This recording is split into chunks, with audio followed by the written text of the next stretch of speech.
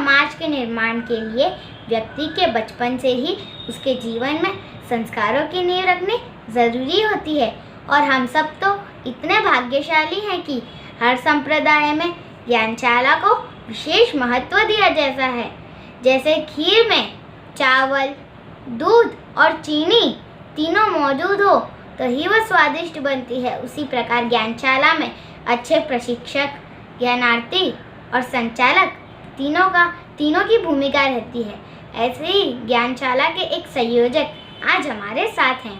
मैं सौम्या मेहता, आपकी होस्ट और दोस्त, आपके अपने शो मेरा कार्य ही मेरी पहचान में हार्दिक स्वागत करती हूँ उपासक विशाल जी परीख का। स्वागत है विशाल जी। जय जिनेंद्र। इससे पहले कि हम विशाल जी से और बातें करें, मैं आप सबको विशाल जी का संक्षिप्त में परिचय दे दूं। आप वाव गुजरात से हैं और अभी सूरत में प्रवासित हैं। आपने जैन विश्व भारती लाडनू से साइंस ऑफ लिविंग का अभ्यास किया है। 13 पंथ युवक परिषद सूरत में आपने 6 वर्ष तक कार्यकारिणी मेंबर के रूप में अपनी सेवाएं दी हैं। वर्तमान में आप मीडिया और जैन संस्कार संयोजक हैं। आप गुजरात आंचल ज्ञानशाला के क्षेत्रीय संयोजक हैं, जिसमें भरूच, अंकलेश्वर, कीम, कामरेज, दाहोद, खेड़ा और बरोड़ा की ज्ञानशाला आती है। आप अडाजन ज्ञानशाला के संयोजक भी हैं। भावी पीढ़ी में संस्कारों के निर्माण के लिए ज्ञानशाला में विशेष रुचि एवं टेक्नोलॉजी के माध्यम से विकास में मानने वाले व्यक्ति हैं। 2019 में टेक्नोलॉजी द्वारा बच्चों को जोड़ने के उद्देश्य से प्रोजेक्टर द्वारा अध्ययन भी प्रारंभ किया। 2021 में भारतवर्ष में अडाजन ज्ञानशाला द्वारा फर्स्ट ज्ञानशाला रेडियो का शुभ आरंभ किया। आप सूरत जैन यूथ क्लब के संगठन मंत्री भी हैं। आप उपासक भी हैं, तो अपने उपासक की 2 यात्रा भी आप कर चुके हैं। तो आइए जानते हैं ऐसे टेक्नोलॉजी द्वारा धार्मिक अभ्यास कराने वाले व्यक्ति की सफलता की कहानी उनके ही ज़बानी। तो विशाल जी, पहले हमें यह बताइए कि टेक्नोलॉजी द्वारा धार्मिक अभियान कराना चाहिए, ये सोच कैसे आई? आपको यह यूनिक विचार कैसे आया? सबसे पहले तो आराध्य को नमन और आपका बहुत बहुत आभार। 2015 में अडाजन ज्ञानशाला की शुरुआत हुई और शुरुआत सूरत संचालित तेरापन सभा सूरत के द्वारा उनके संचालन में ज्ञानशाला प्रारंभ हुई और लगभग उसके बाद हमने देखा कि बच्चों की संख्या भी अच्छी रही और बच्चों को इंटरेस्ट भी काफ़ी आने लगा था। लेकिन जब हमने कुछ समय बाद 4 साल के बाद हमने एक ध्यान दिया और एक हमने सोचा कि बच्चों के अंदर जो रुचि आनी चाहिए वो रुचि नहीं आ रही है, क्योंकि हम जो स्टडी करवा रहे थे वो बेसिक वही कंटिन्यू जो हमारा चल रहा था वही पाठ्यक्रम से हम लोग करवा रहे थे। अब एक सोच आई कि बच्चों में टेक्नोलॉजी से जुड़ने के लिए और बच्चों को टेक्नोलॉजी से बहुत इंटरेस्ट आने लगता है, तो हमने सोचा कि टेक्नोलॉजी के द्वारा ये क्यों नहीं स्टार्ट किया जाए।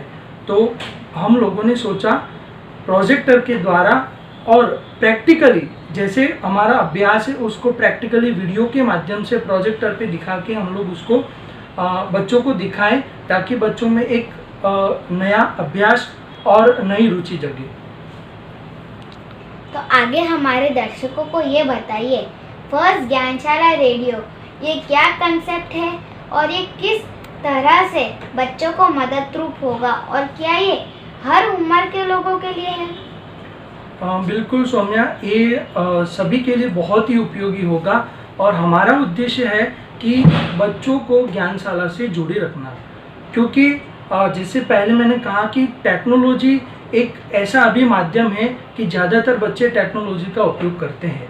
और जैसे ज्ञानशाला रेडियो का जो हमने अभी लॉन्चिंग किया, तो हमारा ये उद्देश्य है कि इस ज्ञानशाला रेडियो के माध्यम से बच्चे टेक्नोलॉजी से कनेक्ट हो और उनको एक अच्छा सा प्लेटफॉर्म मिले, वो अपना भी विकास कर सकें और ज्ञानशाला में जो बच्चे नहीं आ रहे वो भी इंटरेस्ट से ज्ञानशाला से जुड़े और ये जो एप्लीकेशन है वो सभी के लिए उपयोगी है।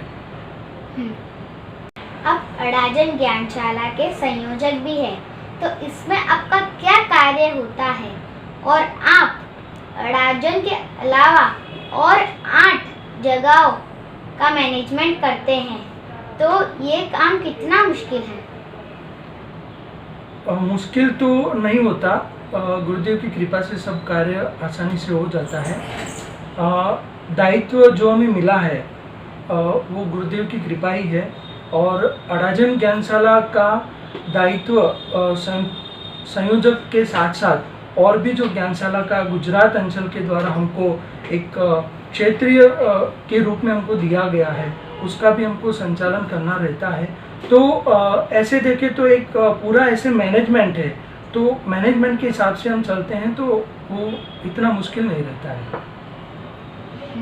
तो अभी वर्तमान में ज्ञानशाला की कितनी आवश्यकता है और आप सभी माता पिताओं को क्या संदेश देना चाहते हैं? ज्ञानशाला की इस माहौल में, इस कल्चर में हम देखें तो बहुत ही आवश्यकता है, क्योंकि आज कल के जो बच्चे हैं वो ज़्यादातर पश्चिमी संस्कृति की ओर बढ़ रहे हैं।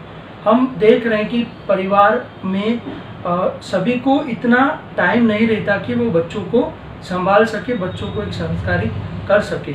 लेकिन अगर हम भविष्य का सोचें, एक अच्छे समाज के निर्माण हेतु हम सोचें, तो बच्चों में संस्कारों का होना और उस नींव को मजबूत करना बहुत जरूरी है।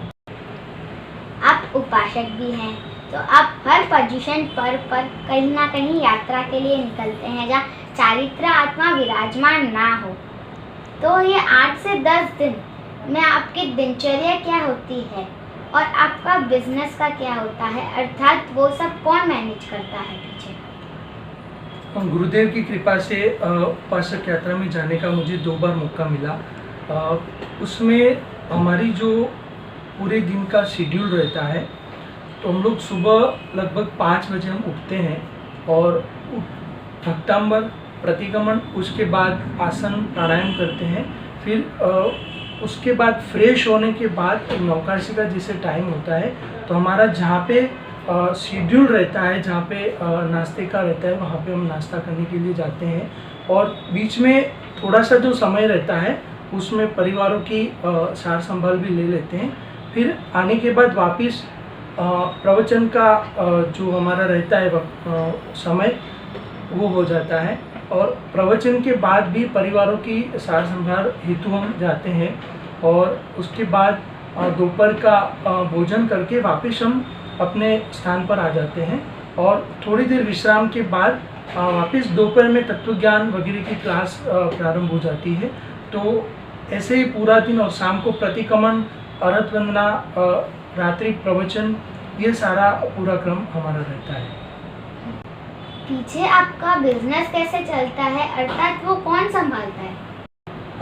बिल्कुल 8 से 10 दिन हमको उसकी व्यवस्था करके जानी पड़ती है ताकि हमारा बिजनेस भी चले अच्छे से और काम भी ना रुके, तो हम उसकी पूरी व्यवस्था करके जाते हैं और 8-10 दिन पर्यूषण के दौरान हम वहाँ एकदम आनंद से अपनी साधना करते हैं, अपना विकास करने का एक लक्ष्य बनाते हैं। आप SJYC के संगठन मंत्री भी हैं, तो कितना मुश्किल होता है किसी व्यक्ति को अपने संगठन में जोड़ना और उसके बाद उसे अपने संगठन का हिस्सा बना रखना?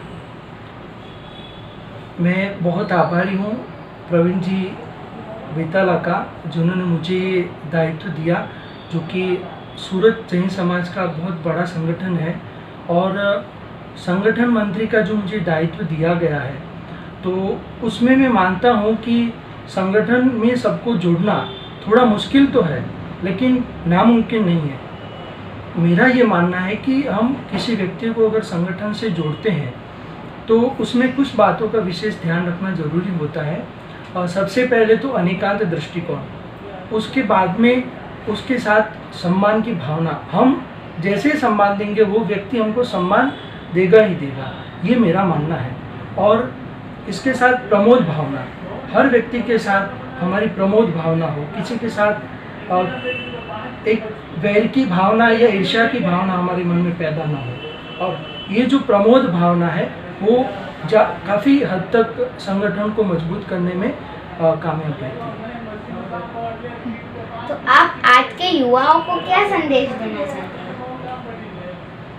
आज के युवाओं को मैं यही संदेश देना चाहूँगा कि व्यवसाय के साथ साथ आध्यात्मिक कार्यों में भी आगे बढ़ना चाहिए, क्योंकि हम देख रहे हैं कि युवा पीढ़ी में जो कल्चर आज एक विकसित हो रहा है वहाँ न जाके हम अध्यात्म की दिशा में कदम बढ़ाएं, तो मेरा मानना है कि युवा एक अपना एक अलग व्यक्तित्व बना सकता है और आध्यात्मिक धर्म जो है वो सबसे बड़ा आलम बने हर समस्या का समाधान पाने, ये मेरा मानना है। आप 6 वर्षों से तेयू में कार्यकारिणी मेंबर के रूप में अपनी सेवाएं भी दे रहे हैं, तो इसमें आपका अनुभव कैसा रहा? बहुत अच्छा अनुभव रहा। तेरापंथ युवक परिषद सूरत जो कि पूरे धर्म संघ का, तेरापंथ धर्म संघ की सबसे बड़ी परिषद है, काफ़ी युवाओं की फौज है और मेरा ये सौभाग्य है कि मुझे भी इस टीम में शामिल होने का और कार्य करने का एक मौका मिला। तो मेरा एक बहुत ही अच्छा अनुभव रहा। सभी के साथ मिलकर काम करना, संगठन के साथ मिलकर काम करना बहुत ही मेरा अच्छा अनुभव रहा। Last but not the least, आपको इस शो में आकर कैसा लगा? बहुत ही अच्छा लगा सौम्य मुझे। और जैसे कि मेरा सबसे प्रिय सब्जेक्ट है ज्ञानशाला, तो हम ये प्रयास करते हैं कि अपने धर्म संघ के, अपने समाज के बच्चे आपके जैसे प्रतिभावान बने और अपना एक नाम परिवार का, समाज का और धर्म संघ का नाम रोशन करें, ये हमारा एक उद्देश्य रहता है। और आज के शो में आके मुझे बहुत अच्छा लगा और आपका बहुत बहुत आभार। तो हम फिर मिलेंगे एक नए वीडियो में एक नई हस्ती के साथ। और हाँ, अगर आपको मेरे वीडियोस अच्छे लगे तो लाइक करिए, ज़्यादा से ज़्यादा शेयर करिए और अगर मेरे चैनल पर नए हैं तो सब्सक्राइब करना मत भूलना और पास में रखी बेल आइकन को भी दबा देना। तब तक के लिए जय जिनेंद्र।